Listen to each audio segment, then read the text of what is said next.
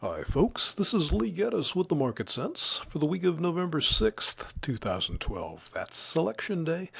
The charts I use come from the Trade Navigator software, a lifesaver for me. First chart we're looking at is weekly bonds, and let me say, as I'm recording this, I do not know the results of the election.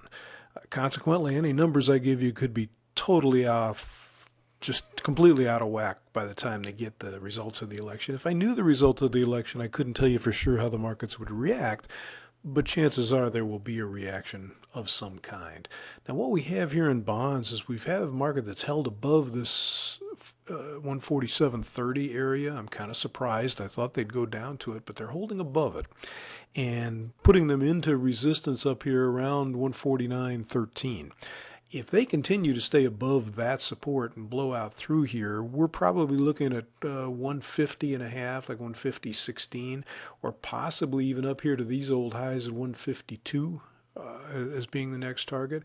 And of course, if they should break down below the 147.30, we're looking at 146.18 or so down here as the next support. Bonds had a surprising little dump off on Tuesday, much more activity than we normally get on an election day, and I honestly don't know what that means, but they still look pretty good to me. Now, looking at the stock market, here the reaction was even more surprising. Stocks had a very large up day on Tuesday, election day, and I can't tell you how unusual that is. Not the up, the size of it. Normally, we have very low volatility election day, and the volatility picks up drastically the day after the election. If that's what we get this year, we should have a pretty spectacular Wednesday. But what we've done for the week is we've rallied up strongly in the 1420 resistance right in this area that I thought would hold them. They actually closed above on Tuesday.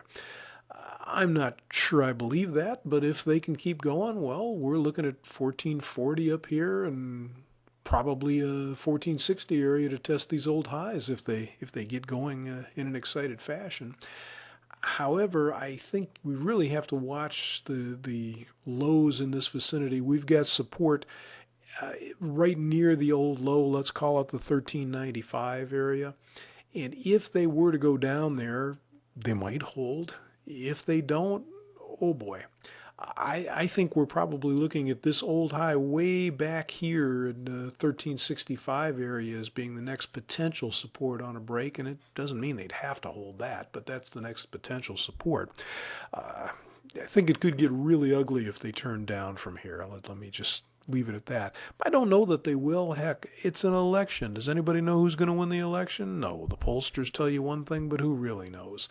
So, not a real good time to be taking aggressive positions, but hopefully by the time Wednesday has shook out, we might know something more.